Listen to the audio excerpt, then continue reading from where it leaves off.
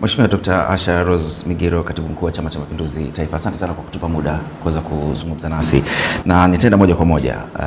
Chama cha Mapinduzi kimekuwa kimya kidogo kwa muda mrefu kuhusiana na ripoti ya Jaji Chande kutoka. Kwa nini kwanza kimekuwa kimya na kwa nini umekubali sasa kuzungumza na sisi? Ningependa kwanza kuliweka jambo hili katika muktadha sahihi. Tutakumbuka kwamba 29 Oktoba ni tukio ambalo lilitustua wengi, na sisi wana CCM tulistuka zaidi.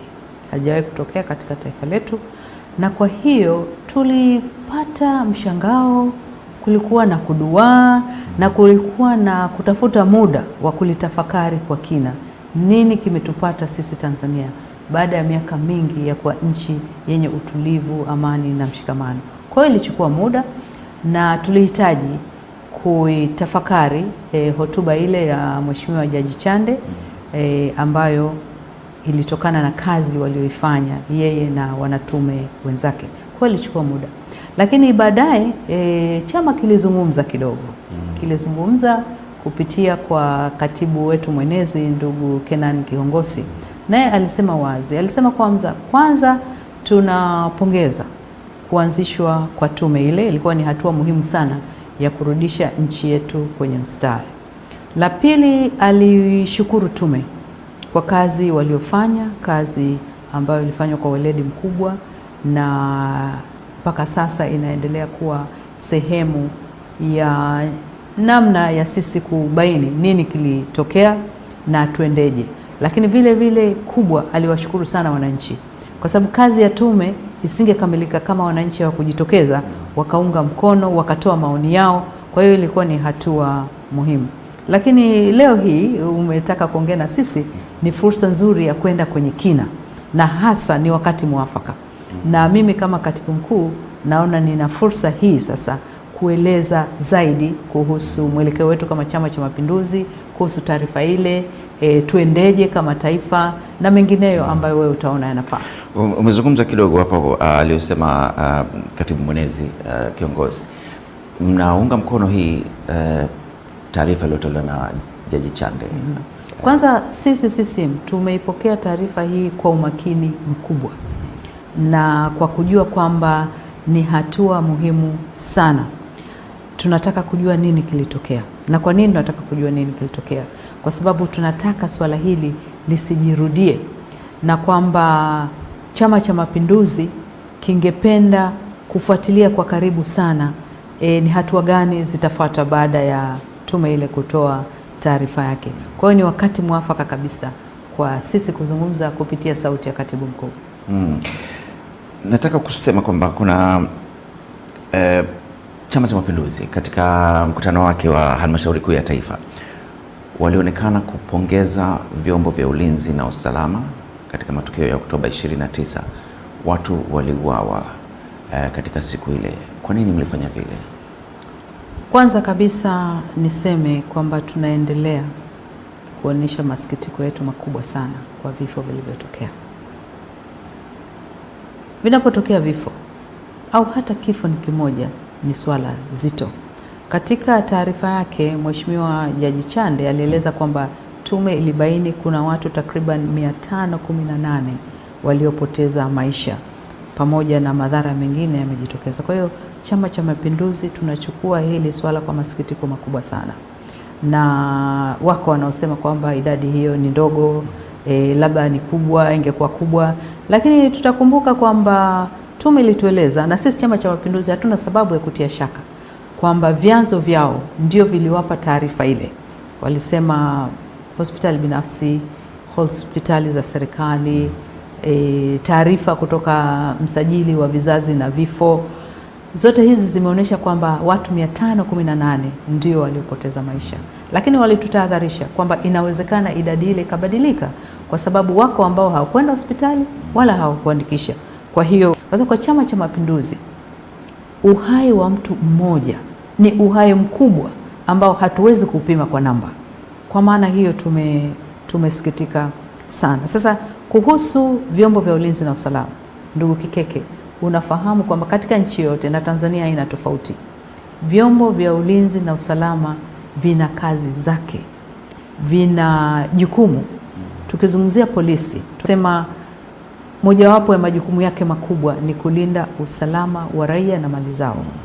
Jeshi la Wananchi la Tanzania lina kazi kubwa ya kulinda mipaka ya nchi yetu, lakini sio kuua wananchi wake, sio kuua wananchi. Kwa hiyo majukumu yake ya msingi ndio hayo, sio kuua wananchi. Na utafahamu kwamba tarehe 29 Oktoba nchi nzima tulikuwa na vituo vya kupigia kura takriban 99,000, na kwa kuwa tuliamka katika hali ya kawaida, wenzetu wanaolinda usalama wa raia walikuwa tayari wamekaa kwenye maeneo ya kupigia kura, kwa sababu wananchi walio wengi walikuwa wamejitayarisha kutoka kwenda kupiga kura na kurejea nyumbani. Sasa ilipotokea kadhia ile, vyombo hivi na hasa polisi walilazimika sasa kujigawa, huku usalama uendelee kuwepo kwenye maeneo ya kupiga kura na huku waje katika yale maeneo ambayo yalikuwa na fujo. Na pia itakumbukwa kwamba fujo hii ilikuwa kama moto wa nyikani, pale fujo huku fujo, sio Dar es Salaam peke yake na katika nchi nzima kwa ujumla. Kwa hiyo hawa walikuwa ni kama wana jambo kubwa la kufanya, kuhakikisha kura zinaendelea kupigwa na vile vile usalama katika maeneo mengine. Hilo lilikuwa ni jukumu lao kubwa na walilifanya, na tunaamini kama wasingefanya vile, labda madhara yangekuwa makubwa zaidi katika taifa letu. Na la pili ambalo tunaweza kuliunganisha hapo, kwa nini pia Chama cha Mapinduzi kupitia halmashauri kuu tuliwapongeza? Kwa sababu kazi walioifanya ndio imefanya taifa letu liwe imara mpaka leo hii, pamoja na ile fujo ambayo kwanza hatukuitegemea, lakini pili haijawahi kutokea. Kwa hiyo ili tushangaza wote, tukapigwa na butwa. Na kitu ambacho ningependa tutenganishe hapa ni kwamba inawezekana katika utendaji wa kazi zao kukawa na dosari, hiyo inatokea.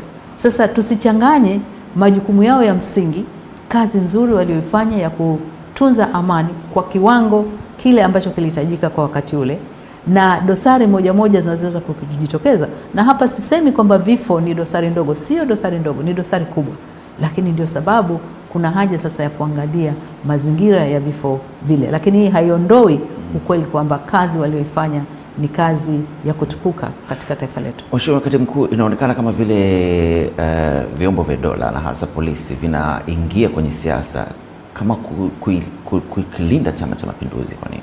Hebu niambie siasa gani ambayo jeshi la polisi inafanya ikiashiria kwamba wanakilinda Chama cha Mapinduzi? Inaonekana kama wanazuia wananchi pengine wasitekeleze haki zao kwa kukitetea chama. Si kweli.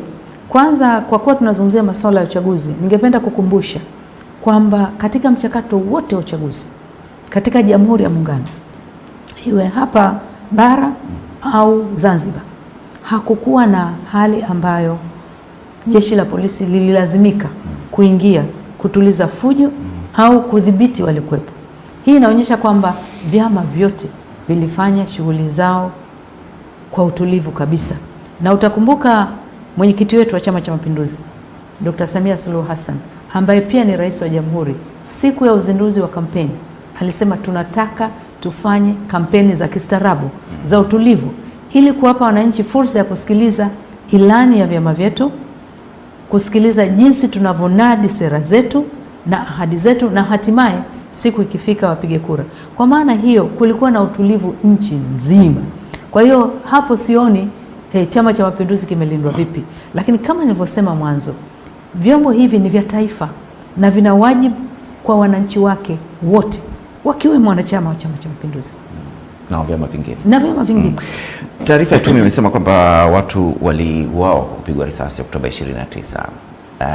Kwa nini mpaka sasa hakuna viongozi wa serikali ya CCM ambao wamewajibika? Awali ya yote, nina wajibu wa kusema kwamba Chama cha Mapinduzi na Watanzania walio wengi, taarifa za kifo zimetusikitisha sana. Mheshimiwa Jaji Chande alipokuwa anazungumza, alitoa takwimu kwamba kuna watu takriban 518 ambao waliuawa. Ni namba ambayo inatusononesha kwa sababu na inaweza kuongezeka, na walisema inaweza kuongezeka, na walitupa vyanzo vyao kwamba kulikuwa na hospitali binafsi, taarifa za hospitali binafsi, taarifa za hospitali za serikali, taarifa za msajili wa vizazi na vifo, ndio zilitoa namba hizi. Na wamesema kwamba inawezekana namba hii ikabadilika, kwa sababu wako ambao hawakwenda hospitali wala hawakwenda kusajili vifo. Lakini Mheshimiwa Balozi, swali langu ni kwa nini hakuna mtu ndani ya serikali ya Chama cha Mapinduzi ambaye amewajibika mpaka hivi sasa kwa yaliyotokea? Uwajibikaji ni swala muhimu sana, na sisi Chama cha Mapinduzi matumaini yetu yako kwenye tume ya uchunguzi wa jinai ambayo kazi yake itatoa mwanga zaidi katika swala la uwajibikaji. Ni muhimu. Mwenyekiti wa Chama cha Mapinduzi Dr. Samia Suluhu Hassan, ambaye pia ni rais wa Jamhuri ya Muungano, alieleza wazi kwamba hakuna mtu aliye juu ya sheria. Kwa maana hiyo swala la uwajibikaji lina nafasi kubwa sana ndani ya Chama cha Mapinduzi, na msisitizo huo tumeupata sio tu kwenye taarifa ya tume na hata kwenye kiongozi mkuu wa taifa letu. Kuna watu kutoka vyama vingine na wengine kutoka hata ndani ya Chama cha Mapinduzi katika kipindi hiki ambacho tunapitia, na hasa watu wanatoka ndani ya Chama cha Mapinduzi wanazungumza mambo ambayo ukitizama unaona kimsingi kama analigawa taifa badala ya kulileta pamoja. Kama Chama cha Mapinduzi, nini msimamo wenu katika hilo? Tunasema kwamba yaliyotokea yametia doa katika taifa letu, lakini tuliweza kuvuka kipindi kile na tumebaki kuwa taifa moja. Pamoja na kwamba wako wanaopaza sauti hizo, lakini ukweli ni kuwa tumebaki kuwa taifa moja. Tumeendelea kuendesha shughuli zetu za kiuchumi na za kijamii bila kutetereka. Ndani ya muda mfupi amani ilirejea. Uchumi wetu bado umebaki tulivu, na tunajua duniani kuna vyombo vya kupima, vya kutathmini ukuaji wa uchumi. Chombo cha Moody's na chombo cha Fitch wote wameeleza kwamba hata baada ya kadhia ile ya 29 Oktoba uchumi wetu umebaki tulivu. Hii inaonyesha sio tu ustahimilivu, inaonyesha kwamba tumeendelea kuwa taifa moja tukiwa na njia moja ya kujijenga kijamii na kiuchumi. Lakini utaona kwamba hali hii ya umoja na utulivu haipimwi tu na sisi wa ndani au Chama cha Mapinduzi. Tumeona baada ya tukio lile bado watu wameendelea kuwa na imani na taifa hili, wameendelea kuona kwamba umoja wetu na utulivu wetu umerejea na tunaendelea. Wapo Mheshimiwa Rais na mwenyekiti wa Chama cha Mapinduzi aliwapokea, kwa mfano wawekezaji kutoka Marekani, aliwapokea kupitia uwasilisho uliofanywa na kaimu balozi wao. Tumepokea wafanyabiashara kutoka Urusi, kutoka Uchina, wameendelea kuwekeza. Na nakumbuka hivi karibuni mwakilishi mkazi wa kanda hii wa Benki ya Dunia alikwenda kumuaga Mheshimiwa mwenyekiti wetu baada ya kumaliza kipindi chake cha utumishi katika kanda hii, na alimweleza Mheshimiwa mwenyekiti na Rais wa Jamhuri ya Muungano kwamba Tanzania bado ina maoteo mazuri ya kukua kwa uchumi. Kwa hiyo siamini kama tungekuwa ni taifa lililogawanyika haya yote yangetokea. Na wapo tumewasikia wanaosema kwamba taifa limegawanyika, taifa limepasuka. Chochote wanachokiona ambacho ni kiashiria cha kugawanyika au kiashiria cha mpasuko, Mtanzania yeyote ambaye ana mapenzi mema na taifa letu atakuwa na sauti ya kuunganisha, sio sauti ya kuleta mpasuko. Na hili linakuwa na umuhimu zaidi kwa watu kama sisi ni viongozi. Mimi nimewahi kuwa kiongozi kwa nafasi yangu ndogo mpaka ngazi ya waziri kitaifa. Nimepata heshima kubwa ya kufanya kazi nyingine katika taifa letu. Nilikuwa mpaka mwaka jana mwezi wa Julai nilipata heshima ya kuwa mwenyekiti wa tume ya kitaalamu ya uandishi wa Dira ya Taifa 2050. Ni heshima kubwa na ni sehemu ya uongozi ambao nilipata heshima ya kuwa nao. Kwa maana hiyo ninapozungumza lazima kauli yangu iakisi dhamana na heshima niliyopewa ya kuwa kiongozi. Sauti yangu kama kiongozi au viongozi wengine, wawe wa kijamii, wawe wa dini au wa kisiasa, kiongozi wa kweli ni yule anayepaza sauti ya kukubali kuna kitu kilitupata, lakini kusema kwamba tusiendelee kukaa kwenye kadhia hii kwa namna ya kuendeleza mpasuko. Kwa hiyo kwanza, hakuna mgawanyiko, lakini pili, tuna wajibu wa kuhakikisha kwamba tunaendelea kwa kauli zetu na vitendo vyetu kushikamana kama taifa na kuimarisha umoja wetu. Tukirejea kwenye tume, ripoti ya Jaji Chande, kuna picha za akili unde ambazo zilitizamwa na kuna madai kwamba pengine kuna picha zinasingiziwa akili unde ili kuficha hasa yaliyotokea Oktoba 29. Nini maoni ya Chama cha Mapinduzi katika hilo? Kuna picha zimetumika, kuna picha ambazo ni akili unde kwamba zimeundwa tu, lakini kuna picha ambazo ni za matukio ya zamani zimeunganishwa na matukio ya 29 Oktoba. Na tume imetuambia ziko picha ambazo ni za matukio ya sehemu nyingine nje ya nchi, lakini zimeunganishwa. Sasa tume ilipokuwa inaeleza methodolojia iliyotumia, ilisema kwamba wametumia wataalam wa utambuzi, forensics kwa lugha ya Kiingereza.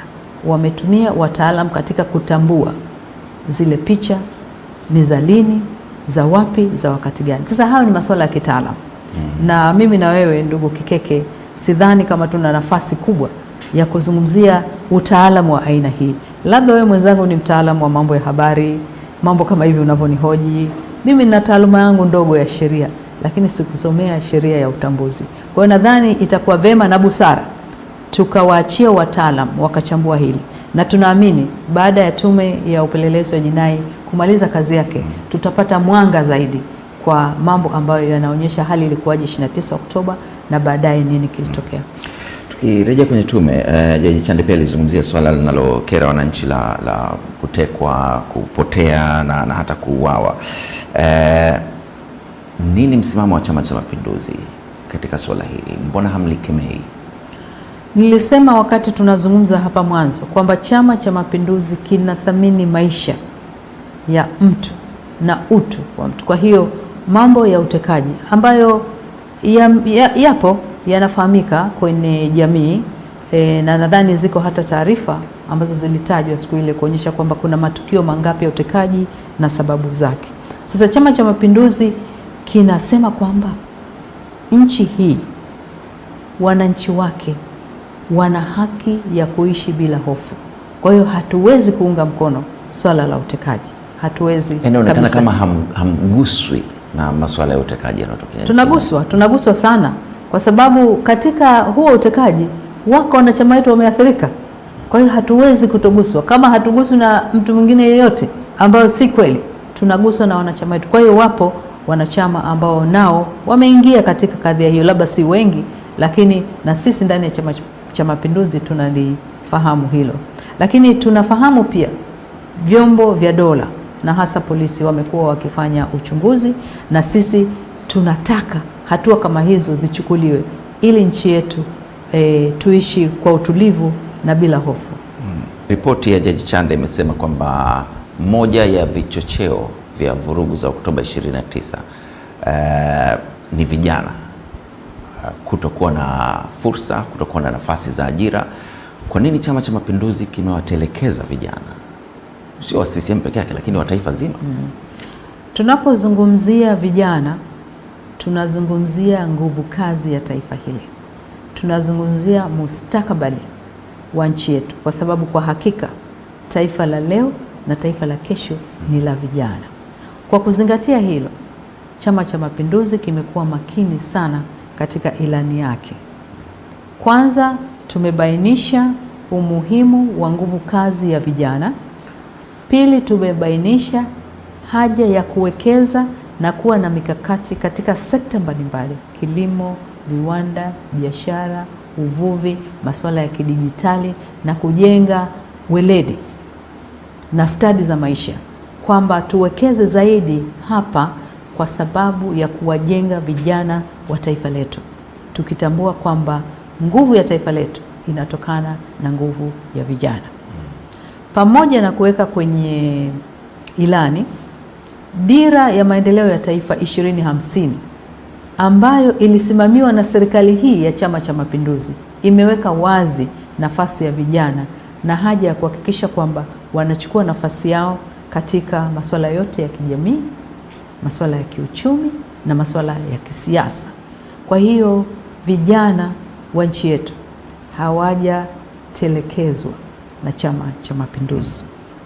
Lakini mara baada ya uchaguzi, wakati Mheshimiwa Rais anaunda baraza la mawaziri, aliunda wizara mahsusi ya maendeleo ya vijana na akaiweka chini ya ofisi yake ili jicho lake liwe karibu kuhakikisha kwamba vijana kwanza sauti yao inasikika katika mipango ya nchi yetu, mchango wao unapatikana kwa kutumia nguvu yao, weledi wao, na changamoto zao zinatizamwa. Vile vile kuna mipango ya kuwawezesha kiuchumi. Kuna mambo mbalimbali yamewekwa katika eneo la mitaji, na ili kuhakikisha kwamba hasa kwa siku hizi ambapo vijana wanajiunga katika makundi mbalimbali, katika makundi yanayojulikana kama startups, uanzishwaji wa shughuli hasa za kiuchumi na za kidijitali. Hiyo yote ni mipango na sera ya Chama cha Mapinduzi. Hakuna namna Chama cha Mapinduzi kitawaacha vijana wa nchi hii, kwa sababu hata takwimu za sensa zinaonyesha kwamba vijana ndio sehemu kubwa ya jamii yetu. Tukirudi kwenye ripoti, tume hii yenyewe inaonekana kwamba watu wengi wanakosa imani nayo, kwa sababu kwanza imeundwa na wajumbe ambao ni maafisa waandamizi wastaafu wa serikali, wameteuliwa na rais. Kwa hiyo kwa vyovyote vile taarifa au ripoti yoyote lazima ikitoka itampendelea rais. Nikueleza kitu kimoja ndugu Kikeke. Kwa miongo kadhaa katika nchi yetu, hususan tulipokuwa katika mfumo wa demokrasia ya chama kimoja, wengi wetu tulikuwa ndani ya Chama cha Mapinduzi, na baada ya kumaliza masomo na taaluma zetu mbalimbali, mwajiri wetu mkubwa alikuwa ni serikali na taasisi za serikali au taasisi za umma. Kwa hiyo tumefanya kazi mule, na sasa hivi kama unatafuta raia waandamizi wa taifa letu utakuta ni watu waliofanya humu ndani ya serikali. Lakini unaelewa wasiwasi unatokea wapi huo? Wasiwasi unaotokea kwenye ule uteuzi peke yake? Hapana, kazi yao haitegemei tu kwamba wameteuliwa, kwa hiyo watakwenda kufanya kwa sababu wameteuliwa. Tumeona siku ambapo tume ile iliwasilisha taarifa yake kwa umma, sifa zilielezwa pale. Kuna wanatume waliofanya kazi mbalimbali katika nchi yetu zenye sura ya nchi na zenye sura ya kimataifa. Wapo waliohudumu nje ya nchi yetu kwenye mashirika ya kimataifa. Tukianza na mwenyewe mwenyekiti jaji mstaafu, jaji mkuu mstaafu Chande amefanya kazi nje ya nchi. Sio tu kufanya kazi nje ya nchi, amefanya kazi kwa kuaminiwa na kuaminika, hata baada alipomaliza utumishi wake, kwa mfano kwenye mahakama ile ya jinai au alipomaliza majukumu mbalimbali aliyopewa, akapewa pia kazi ya kuchunguza baadhi ya mambo yaliyotokea, ikiwemo kifo cha katibu mkuu wa Umoja wa Mataifa Dag Hammarskjöld. Ni kazi kubwa na ni jambo ambalo limekuwa likigonga vichwa vya watu wengi na taasisi. Alipewa kazi ile, lakini amefanya kazi pia katika maeneo mengine yaliyohusiana na masuala ya usalama. Huyo ni tunda la Tanzania. Kuna wengine pale wamefanya kazi za kulinda amani kimataifa. Wengine wamefanya kazi ambazo zimewapa tuzo katika mashirika ya kikanda, au hata katika kazi yao katika jamhuri wamepata tuzo za nje. Huu ni utajiri wa Tanzania. Kwa nini tusiwatumie watu hao, tukatumia weledi wao wakachangia jambo ambalo lina maslahi makubwa kwa taifa letu? Unadhani pengine kuna watu wanasema kwamba pengine kwa sababu ya huo utata kwamba rais anateua tume na ni watu wanaweza kumwegemea upande wake, pengine tungeleta watu kutoka nje, tume ingekuwa huru zaidi? ya uchunguzi ya kuangalia. Ndugu Kikeke, ni miaka 65 toka nchi yetu ipate uhuru wake. Unaamini kwamba mpaka sasa hatujitoshelezi? Miaka 65 tutafute watu kutoka nje. Hivi tunawaamini zaidi watu kutoka nje watakuja kusimamia maslahi ya taifa letu? Na kama watatoka nje wakija hapa watafanya kazi na nani? Tunataka kusema kwamba bado tuko kwenye hali tunayopenda tuongozwe na taasisi za nje au vyombo vya nje kwa swala kubwa kama hili linalogusa maisha ya taifa letu, uhai wa taifa letu. Mimi ninaamini tuna weledi wa kutosha ndani ya nchi, tuna watu ambao wana uzoefu mkubwa huo wa kimataifa unaotaka uletwe hapa. Hawa baadhi yao wamechangia weledi ule kule nje. Kwa hiyo kwa hakika sioni sababu ya kutaka watu kutoka nje waje watuamulie mambo yetu ya ndani. Nasema hivi kwa sababu ukiangalia kwa mfano nchi jirani ya Kenya mwaka 2007 baada ya kutokea utata kwenye matokeo ya uchaguzi, walifika mahali wakahitaji msaada, na sisi Tanzania tulipeleka watu kutoka Afrika Kusini walikwenda kujaribu kusuluhisha hilo, na hilo napotokea unasema kwa nini na sisi tusingeleta watu kutoka nje? Ni kweli, na sisi Tanzania viongozi wetu walishiriki Kenya wakati ule katika kuchangia utatuzi wa changamoto iliyowakabili baada ya uchaguzi wao. Tanzania ni nchi ambayo ina uzoefu mkubwa sana katika usuluhishi wa migogoro. Nakumbuka chini ya Mwalimu Nyerere, mgogoro wa Burundi, tukaendelea alipoingia Rais Mkapa na yeye akashiriki katika usuluhishi, Mheshimiwa Rais Kikwete hali kadhalika. Kwa hiyo Tanzania tunao uzoefu na tunafahamu kwamba tunaweza tukaenda nje, vivyo hivyo wapo wanaweza kuja ndani, lakini kwa mahitaji. Je, tunawahitaji? Kule nje hatukwenda tu tukasema kwamba unajua nini, sisi Tanzania ndio mabingwa tumekuja. Hapana, walituita, na walituita pale ambapo walituhitaji. Haikuwa toka mwanzo kwamba walianza kusema kwamba hapa sisi wananchi hapa hatuwezi kufanya chochote. Na sisi Tanzania tunaweza kufanya chochote, na tumeonyesha tunaweza. Tumepata kadhia ile, tukainuka, tumesimama imara, na sasa tuko kwenye mstari wa kuendeleza gurudumu la maendeleo. Changamoto hii itatizamwa kwa uzito wake, lakini tuna weledi wa kutosha, tuna uwezo wa kutosha wa kushughulikia swala hili. Mheshimiwa Katibu Mkuu, siku ile baada ya Jaji Chande kutoa hotuba yake, Rais Dr. Samia Suluhu Hassan alisema ile ripoti ni ya rais. Sasa hapo huoni kwamba hii inaondoa uwazi, uhuru na kuonyesha haki kwamba inawafikia wale watu ambao waliathirika na matukio ya Oktoba 29 na siku zilizofuata? Mheshimiwa Rais alizungumza kama taasisi kwamba ni ripoti imeletwa kwenye taasisi ya urais. Utakumbuka tulisomewa pale hotuba na Mheshimiwa mwenyekiti wa tume. Mheshimiwa Rais akakabidhiwa taarifa kubwa ya kina, akakabidhiwa na vile vilivyoonekana kwa macho yetu kwamba ni viambatisho vinavyokwenda sambamba na taarifa ile. Ni wazi kwamba taasisi ya urais ilikuwa inahitaji ipate muda wa kupitia na kuchukua hatua zinazofuata. Lakini pamoja na kusema hivyo, uwazi wa taarifa hauhusiani na watu kukosa haki zao, kwa sababu yaliyomo yalisemwa pale, na imeundwa tume ile ya kufanya upelelezi wa jinai, ambao sio tu jinai tunafikiri yatajitokeza mambo mengine ambayo yatahusu maslahi ya wananchi. Na katika ripoti hiyo imependekezwa kuwe na maridhiano. Chama cha Mapinduzi, mko tayari kwa maridhiano bila ya kuwepo swala la uwajibikaji kwanza? Swala la maridhiano si swala linalotokana tu na matukio ya 29 Oktoba. Mtakumbuka kwamba Mheshimiwa Rais alipochukua uongozi wa taifa letu, hii ilikuwa ni 2021, alikuja na falsafa ya R4. R4 hizi zilikuwa zinazungumzia uhimilivu, zinazungumzia maridhiano, zinazungumzia ujenzi upya, zinazungumzia kuweka mambo katika namna ambapo tutakwenda kama taifa moja. Kwa swala la maridhiano liko katikati ya falsafa ambayo ilianzishwa hata kabla ya 29 Oktoba.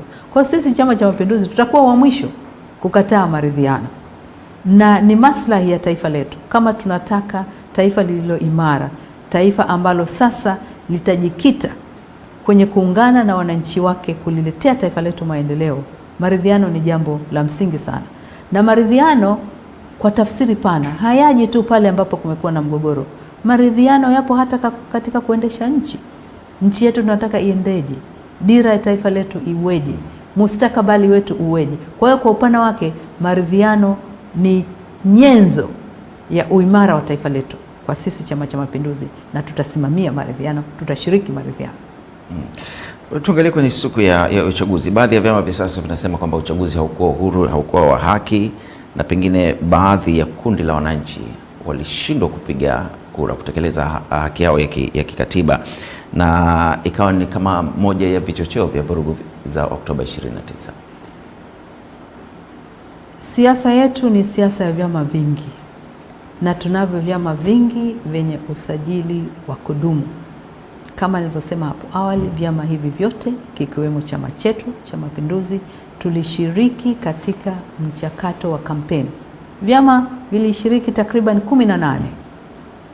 Sasa ni vyama gani vya siasa ambavyo vilikatazwa au vilinyimwa fursa ya kushiriki? Ni vyama chama kikuu cha upinzani cha Chadema kilikosa nafasi, kilisema kwamba kilikuja na no reforms no elections, hakuna mabadiliko, hakuna uchaguzi.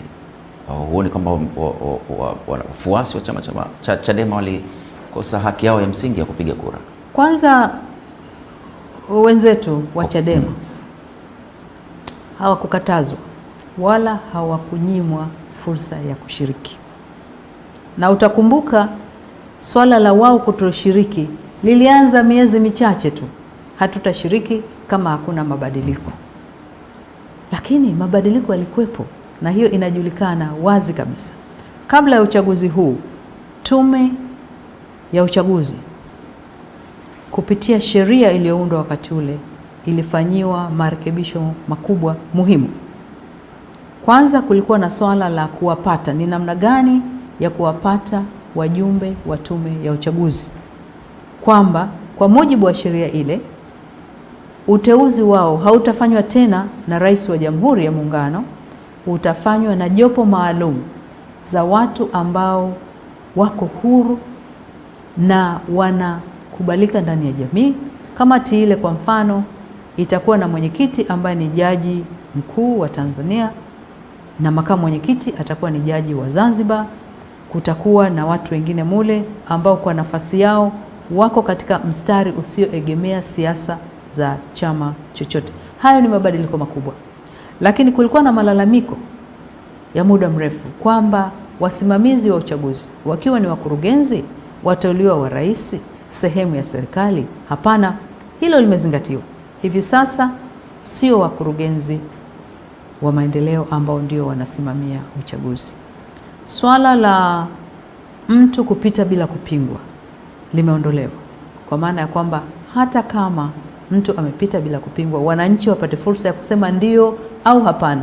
Hayo ni sehemu ya mabadiliko ya msingi kabisa, na hatua nyingi zimechukuliwa ili tume hii sasa sio tu ionekane inafanya kazi zake kwa uhuru, lakini iwe huru kisheria na kikanuni. Hilo limetokea. Lakini labda ndugu Kikeke, utakumbuka miaka ya nyuma, hususan 2015 tukiwa katika tume ambayo ilikuwa bado haijafanyiwa maboresho haya tunayozungumza hivi leo, idadi ya wapinzani ndani ya bunge katika halmashauri zetu ilikuwa ni kubwa sana, na kwa hapa Dar es Salaam ilifika mahali kama walikamata halmashauri zote katika mazingira haya.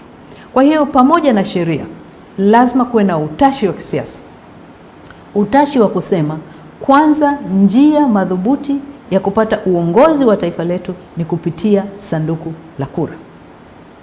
Kukumbuka kwamba katiba yetu inaweka vipindi maalum vya kuweka serikali madarakani. Tukiwa na utashi, tukaelewa katiba yetu itafanya kazi vizuri, sheria zetu zitafanya kazi vizuri. Ni kweli hakuna kisichobadilika, na tumeona kwamba kumekuwa na haja ya kufanya mabadiliko yamefanyika, na hata haya yaliyofanyika sina shaka yataendelea kufanyika zaidi kwa kadri siasa zetu zinavyokwenda, hali ya kisiasa ilivyo, na matakwa sio tu ya vyama vya siasa, matakwa ya wananchi. Hilo litatokea. Kwa hiyo kusema kwamba kama hakuna mabadiliko hatupigi kura, mbona litakuwa ni swala wasipoangalia litakuwa la kuendelea, kwa sababu mabadiliko yataendelea. Kwa hiyo kila wakiona hapa tunahitaji mabadiliko haya, sisi hatuendi kupiga kura. Lakini jambo la kutopiga kura ni kujinyima wenyewe nafasi ya kuwa na sauti katika uongozi wa taifa letu. Utakumbuka baadhi ya viongozi walisema uchaguzi hautafanyika, na kuna kiongozi mwingine alisema kama ulikuwa umejipanga kugombea ubunge, kama ulikuwa umejipanga kugombea udiwani, sahau.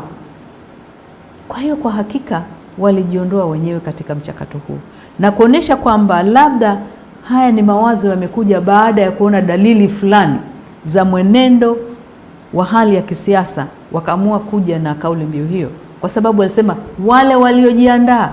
Kwa hiyo wapo waliojiandaa kuwa wabunge, wapo waliojiandaa kuwa madiwani.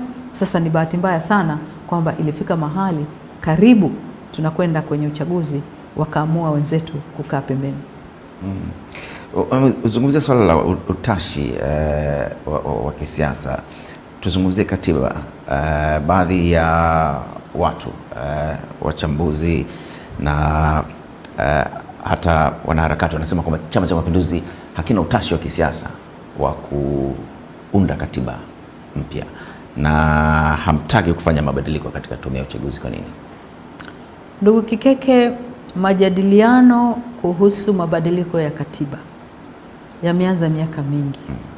Miaka ya 80 tayari kulikuwa na mazungumzo kwamba katiba yetu inahitaji kutizamwa upya ili kwenda sambamba na mahitaji ya wakati ule ya kisiasa, ya kidemokrasia na masuala mbalimbali ambayo yanahusiana na uendeshaji wa nchi. Mjadala ule ulikwenda kwa muda. Ilipofika 1984 yakapitishwa mabadiliko makubwa katika katiba yetu. Katika mabadiliko yale kulikuwa na vipengele muhimu sana vilivyoimarisha haki za binadamu, na haki za binadamu zilihusu pia haki za kidemokrasia, haki ya usawa, haki ya kuishi. Yalikuwa ni mabadiliko makubwa yaliyofanyika katika mchakato ule wa 1984. Lakini pamoja na mabadiliko yale, bado kulikuwa na mjadala. Kuna mambo mengine zaidi ambayo yangefaa kutazamwa katika kuimarisha katiba yetu. Mwaka 2011 wakati wa awamu ya 4 ukaanzishwa mchakato mkubwa wa mabadiliko ya katiba. Kulikuwa na sheria iliyoitwa sheria mabadiliko ya katiba ya 2011 ambayo iliweka utaratibu wa kuanza mchakato wa kitaifa wa kubadilisha katiba yetu. Mchakato ule ulikwenda vizuri, kwa maana kwanza ile sheria ilijadiliwa kwa kina ndani ya bunge, ikiwa na mchango mkubwa wa wenzetu wa vyama vingine.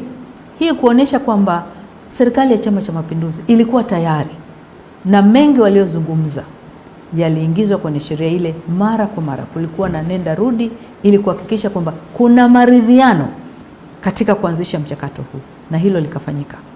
Sheria ile ilitaka kuweko bunge la katiba, likawepo bunge la katiba, na bunge hili lilikuwa na uwakilishi mpana sana wa taifa letu.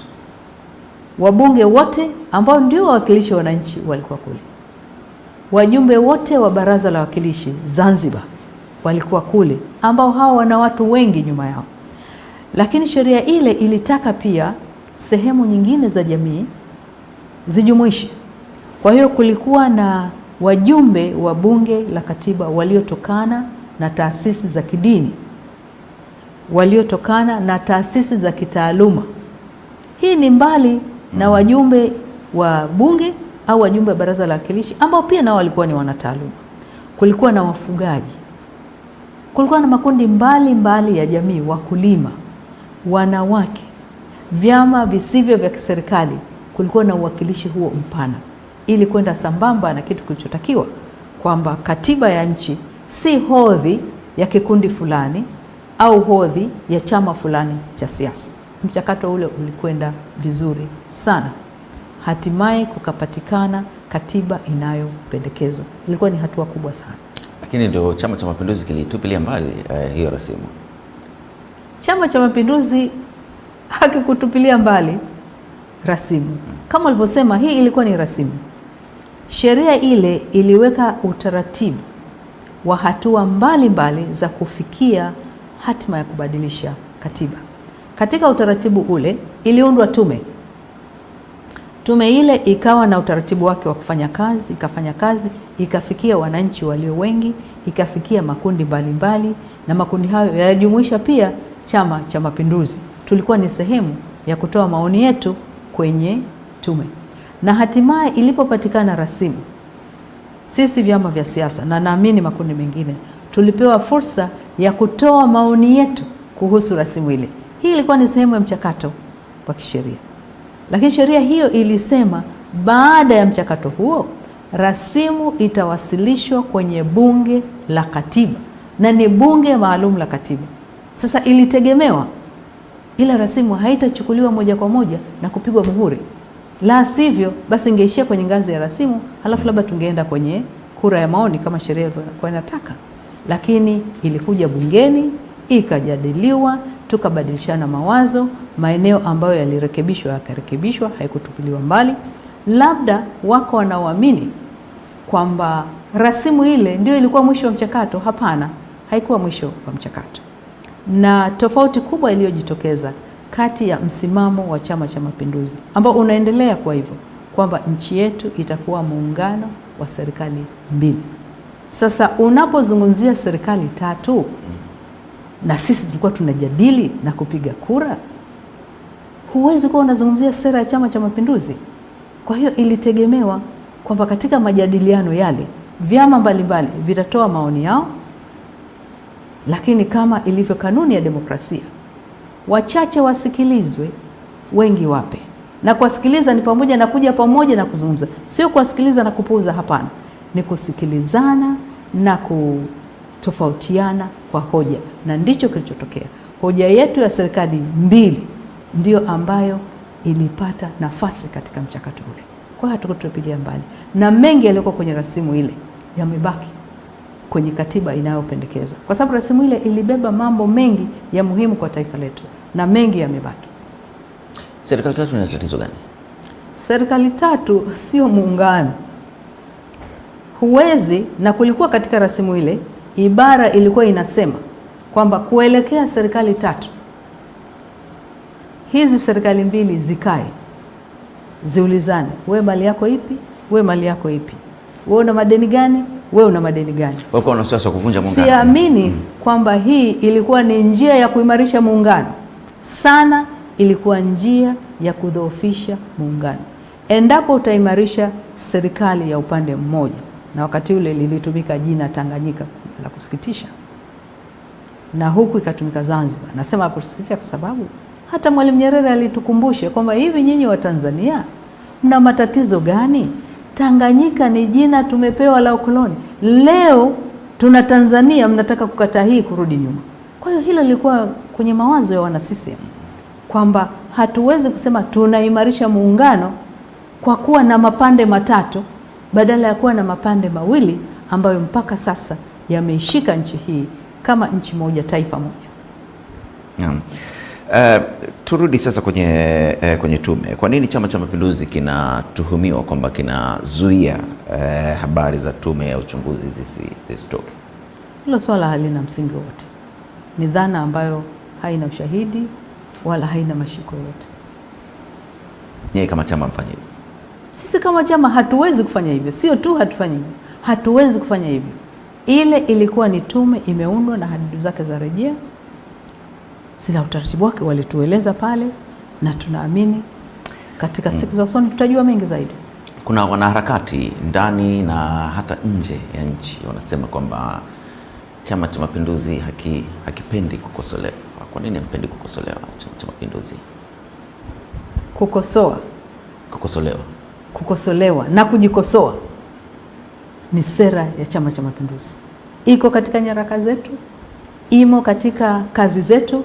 Lazima tujikosoe, tukubali kukosolewa, na tunakosolewa. Unakubali kukosolewa? Ndio, tunakubali kukosolewa na sisi tunakosoa vile vile. Kwa hiyo ni dhana ya Chama cha Mapinduzi. Hatuwezi kukataa kukosolewa, na tunakosolewa, na ndio maana hao walioko nje wakati wote, kuna ambao nadhani hawana kazi kuanzia Januari mpaka Disemba ni kukosoa Chama cha Mapinduzi. Kwa hiyo hilo lipo. Wapo pia wandani, na kwa sababu sasa hivi tunasikia mbona vyama vinasema hivi, mbona kuna viongozi fulani wanasema hivi. Wana uhuru wa kutukosoa sisi na hata kuikosoa serikali, jambo ambalo wanalifanya. Kwa wenzetu walioko nje, napenda tu kuambia ndugu Salim Kikeke, mtu mwingine asilie kuliko mfiwa.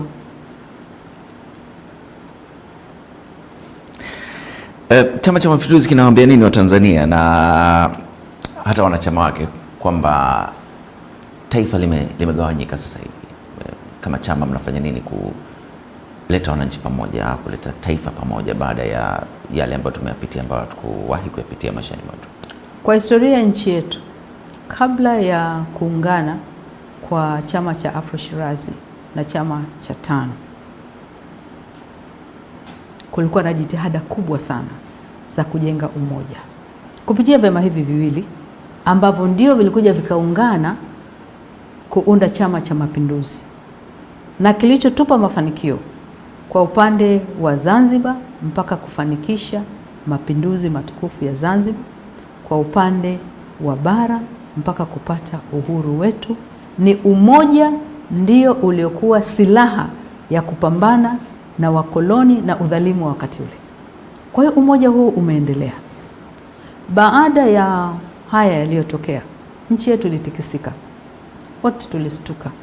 Tulipata doa katika historia ya taifa letu na katika historia ya nchi yetu nje ya taifa letu.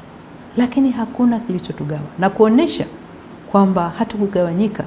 Baada ya hali ya shwari kurejea, tumeendelea na shughuli zetu. Na nimetoka kukwambia hapa kwamba hakuna mtu atapenda kuja Tanzania kwa kutembea au kwa kutaka kuwekeza kama wanaona mazingira yetu sio muafaka kwa uwekezaji. Na mojawapo ya silaha ya uwekezaji wote wanaokuja ni umoja. Tutakapogawika, watawekeza vipi? Ni utulivu. Kama hatuna umoja, tutakuwa na utulivu, watawekeza vipi? Na kama nilivyosema, hata sio muda mrefu baada ya hali kurejea katika shwari, tuliona wageni mbalimbali ambao walimtembelea Mheshimiwa Rais kuzungumza masuala ya kiuchumi, na hilo limeendelea. Na hivi karibuni tu tumeona marais wa nchi jirani, nchi rafiki wakija Tanzania, na kubwa lililowaleta ni kuzungumzia masuala ya kiuchumi. Hii inaonyesha kwamba nchi yetu bado imebaki na umoja na uimara ule ule ambao umekuwa ni sehemu ya utamaduni wa taifa letu. Chama cha Mapinduzi hakitarudi nyuma. Tutaendelea kuhimiza umoja, na kazi hiyo tunaifanya, na tutaendelea kuhakikisha kwamba yaliyotokea hayatokei tena. Kwa hiyo Mheshimiwa Balozi, umesema hayo yote ambayo umeyasema, lakini tunarudije kuishi katika maisha ya kawaida ambayo tumeishi tangu uhuru?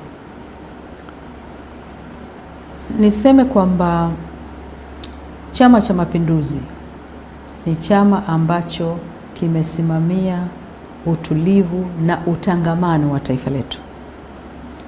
Toka kabla ya vyama hivi kuungana, Afro Shirazi na TANU, ni umoja ndiyo ambayo imekuwa silaha kubwa ya kuendelea na mipango yetu mbalimbali ya maendeleo katika taifa hili. Baada ya kadhia 29 Oktoba, jitihada zote zilifanyika kuleta utulivu ambao umeimarisha ile misingi yetu ya umoja na mshikamano katika kuendeleza taifa letu. Sio sisi tu tumeliona hivyo, hata wenzetu, marafiki zetu na nchi jirani wameliona hilo. Wawekezaji wameliona hilo. Ndio maana haikuchukua muda mrefu baada ya shwari kurejea, tuliona watu wakija hapa Tanzania. Wako waliokwenda kumwona Mheshimiwa Rais, wako wa Marekani, wako Warusi, wa China na wawekezaji wengine ambao wamekuja wakiamini kwamba pamoja na changamoto tuliopitia, Tanzania tumebaki kuwa taifa moja, na sisi Chama cha Mapinduzi tuna wajibu mkubwa kama chama kinachoongoza serikali kuhakikisha kwamba tunakuwa nchi moja, tunakuwa na utulivu na utangamano. Na utakumbuka pia kwamba sio tu watu kutoka mbali, lakini watu kutoka jirani hata mmoja mmoja wameendelea kuja Tanzania wakiamini kweli Tanzania ni mahali pana usalama. Nchi nyingi zimekuwa zikichukulia Tanzania kama kimbilio lao, na wao walistuka na kupigwa na butwaa. Sasa ni sisi wa Tanzania kusema tunataka kuendelea na sifa hii, na katika sifa hii ngao yetu kubwa ni umoja. Ndicho kitu kinachowaleta hapa, na wapo mpaka leo wanajiuliza Tanzania imewezaje hata katika dunia hii ya utandawazi ambao umejikita katika majukwaa ya kidijitali, bado Tanzania tumeendelea kuwa taifa moja. Na utakumbuka sauti ya kutaka umoja katika nchi yetu sio tu ya Chama cha Mapinduzi, ni sauti ya walio wengi. Tunataka kusema kwamba haya yaliyotokea yasijirudie. Na utakumbuka ni juzi tu Mheshimiwa Rais akiwa anatoka kwenye shughuli zake za kazi Dodoma, katika msafara wake alisimamishwa na vijana wa taifa hili. Kama nilivyosema mwanzo, taifa hili ni la vijana. Vijana walimsimamisha Mheshimiwa Rais, wakamsomea ujumbe, walikuwa na mabango na walikuwa na fulana zilizoandikwa never again, isitokee tena. Na Chama cha Mapinduzi kitahakikisha kwamba hili jambo litokee. Chama cha Mapinduzi, hiyo ni dhima yake, kwamba swala hili lisitokee tena, na tutafanya kila liwezekanalo kuwa pamoja kama taifa. Na utakumbuka hata wale ambao walikataa kushiriki uchaguzi, walikataa kuja kutoa maoni kwenye tume, bado mwenyekiti wetu Mheshimiwa Dr. Samia Suluhu Hassan ambaye pia ni Rais wa Jamhuri ya Muungano amesema hakuna atakayeacha nyuma. Kwa hiyo umoja ni ngao yetu, umoja ni dhima yetu, Chama cha Mapinduzi. Kushukuru sana Balozi Dr. Asha Rose Migiro, Katibu Mkuu wa Chama cha Mapinduzi. Asante sana kwa kuzungumza nasi. Asante kwa kututembelea. Kazi na utu, tunasonga mbele. Asante sana. Tupo mwaka wa mbele. Imewashika.